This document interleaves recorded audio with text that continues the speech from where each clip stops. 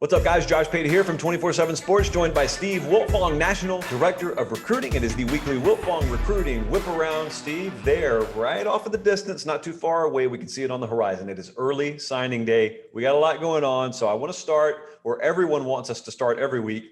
Steve, what's the latest with Korey Foreman? If you're not following Greg Biggins, 24/7 Sports national analyst who's out there in Los Angeles, boots on the ground covering Korey Foreman, you're missing up-to-date coverage on the Five Stars recruitment. He reported last week that Clemson and USC were in best position to land Foreman. I talked to several people that spent time with Foreman on his Clemson visit 2 weeks ago, and that was the vibe that they got. And Korey Foreman's obviously a one-time Clemson commit, so he loves the school, was committed there once, sees an opportunity to achieve everything he's looking to achieve on the college level, which is ultimately playing championship level football and getting developed into a high draft pick. And he sees that at Clemson, and he has a great trust with that coaching staff and a good relationship with Todd Bates and Venables and Coach Sweeney. And Clemson's only recruiting a couple people down the stretch right now, so they're locked in on guys like him and Tristan Lee, and able to put a lot of time and energy into Korey Foreman and trying to get him back into the fold. This has been a fluid recruitment since he decommitted from Clemson. At one point, it looked like Georgia was the team to beat, and Kirby Smart, they're the best closers in college football. They closed Nyland Green earlier today, beating Clemson for him. So maybe they can make a late move for Korey Foreman. And then LSU is where Biggins and I have low confidence crystal ball picks. We don't like those picks right now, but LSU's in the picture.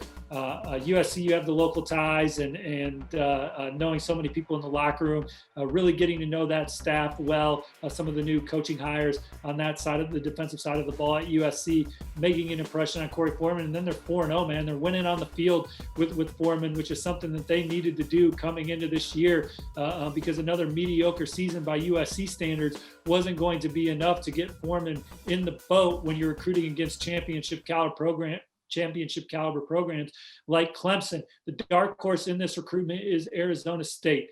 He's taken at least 2 visits to Tempe during the pandemic, including this past weekend. So even after the vibe of or the report of USC and Clemson being in the best position, you still have Korey Foreman out dotting I's, crossing T's, talking to other schools, and goes out to Arizona State. And the Sun Devil staff has done a really good job here. I think he's been there at least twice during the pandemic, and he sees that program trajectory on the way up with a lot of NFL experience on that coaching staff. So don't sleep on Arizona State. One source yesterday that spent some time around him recently said that they thought that he's going to end up in the Pac-12. So fluid recruitment. He's going to sign during the early signing period. He's going to announce it on January 2nd on the NBC All-America Bowl Declaration Day.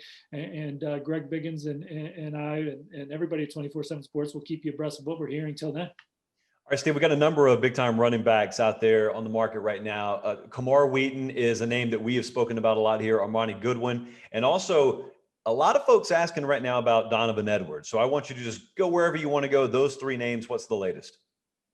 Well, Kamar Wheaton, the number 2 running back in the country, according to the 24/7 Sports composite, he's a 5-star recruit out of the Lone Star State. He finally locked in a decision date for December 23rd. We had heard various potential decision dates leading up till now. So we have a date locked in. Alabama and Oklahoma are his finalists. I logged a crystal ball finally for Oklahoma, joining several of my colleagues. Sooners look like the clear one to beat for him. Oklahoma is the number 11 recruiting class in the country right now. They're looking for their 4th top 10 finish in the last 5 years. Josh, they actually have a chance to finish in the top 5 still for the first time since 2010. Kamar Wheaton would be a big part of that. It would be a surprise if he didn't pick Oklahoma later this month. I think that his dialogue with the Oklahoma staff compared to Alabama has been much more heavy with the Big 12 power, and I think he's ultimately going to end up playing for Oklahoma. All right, so then we go to Omani Godwin. What's the latest there? So Armani Goodwin recently decommitted from Auburn. We talked about him a little bit on Whiparound or the Flip Show last week. I forget which one. I talked to a source over at the high school yesterday that said that he thought that he could still end up in Auburn's class. LSU's the other school to watch. LSU has Corey Kiner committed, a very prolific back out of Ohio, who actually was tweeting at Armani Goodwin the other day about the combination that they could bring together for LSU. And I think LSU is a school that's really got him thinking about not going to Auburn. Florida State's the third school in that mix, and Mike Norvell and his running back tradition at Memphis has them in play. But it looks like it's going to be Auburn or LSU. I don't even know if Omani's sure if he wants to sign in December, so we'll see how that goes as well. But LSU pushing hard. Auburn would love to get him back in the fold, and we'll see what happens. And then in the comment section, I mean, last week, Donovan Edwards, man, people asking about Donovan Edwards a lot. Yeah, I thought we were going to forget to talk about him because I forgot to. You teed it up for me, then I forgot to say it, so I'm glad you brought it back. Donovan Edwards, Michigan's the 24/7 Sports crystal ball favorite. My gut is that he will still end up at Michigan, which would be a monster pickup for the Wolverines as they continue to solidify what I think is difference makers at the skill positions on offense with what they recruited last year with guys like Roman Wilson, AJ Henning, and Blake Corum. Then you come in behind with, you hope you hang on to Xavier Worthy, and then you add Donovan Edwards to that. That's as dynamic a two-class group as anybody in the Big Ten. I know Ohio State signed all those receivers in five-star consideration at receiver a year ago and having an excellent running back class this cycle. But that's a group for Michigan that could really go toe-to-toe with the powerhouse programs in the country if it goes that way. But Notre Dame, they're trying hard to get Donovan Edwards to come to South Bend. And I think that the dialogue between Notre Dame and Donovan Edwards has picked up tremendously. I think that they're having daily communication, and I think it's a school that he's strongly considering. It's also close to home. Notre Dame's undefeated.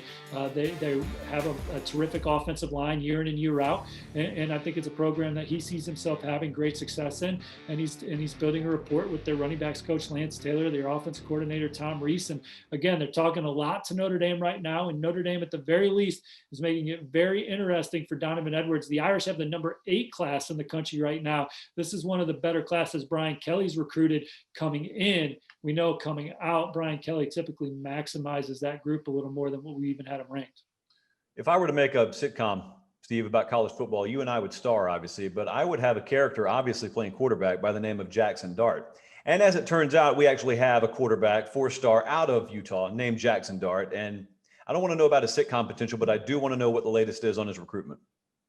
Well, Jackson Dart would definitely be a great co-star around a couple bald yet rocked up sports media types like ourselves. But Jackson Dart threw for 4,691 yards this year, Josh. He should win Gatorade National Player of the Year. I don't get a vote for that, but he threw for 67 touchdowns, only 4 picks, ran for almost 1,200 more yards and 12 touchdowns. He's a huge stock-up guy for me and just one of the top quarterbacks in the country, in my opinion, and a guy that from junior to senior year, if he doesn't play football this year, he's going to BYU and maybe continuing their quarterback tradition. And maybe he'll still go there, but he just wouldn't have had anything else.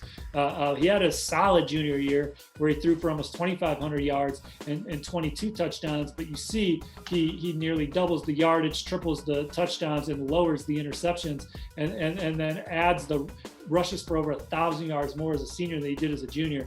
He really took a big leap as a quarterback this year. And with it, the offers came in.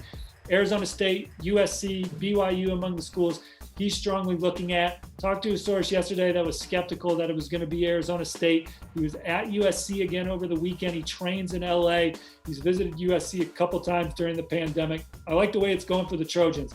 You know, they lose a quarterback last week, but maybe they upgrade with Jackson Dart, and it's just a huge need for them. They didn't get Bryce Young last year. They saw him flip to Alabama, and so Jake Garcia commits the day after and is like the pillar of their 2021 class for most of the cycle, and then he decommits last week. He's trending to Miami now with Florida State knocking on the door. Jackson Dart comes in. They need these young guys to push that room when Keaton Slovis, who could potentially be a 3-and-done guy, it moves out. And so Jackson Dart's a pivotal recruitment for USC. They could still take a transfer, even if they land Jackson Dart, to kind of add some depth to that roster. But I don't think anyone's recruiting him harder from Clay Helton on down. They're throwing a lot of coaches at him. He's been on campus a couple times, and I like where the Trojans stand for him. Can't stress in strong enough terms. Keep it locked on 247sports.com for all the latest early signing day coming up next week. Stephen, a pleasure as always. We'll be talking a lot over the next week. See y'all.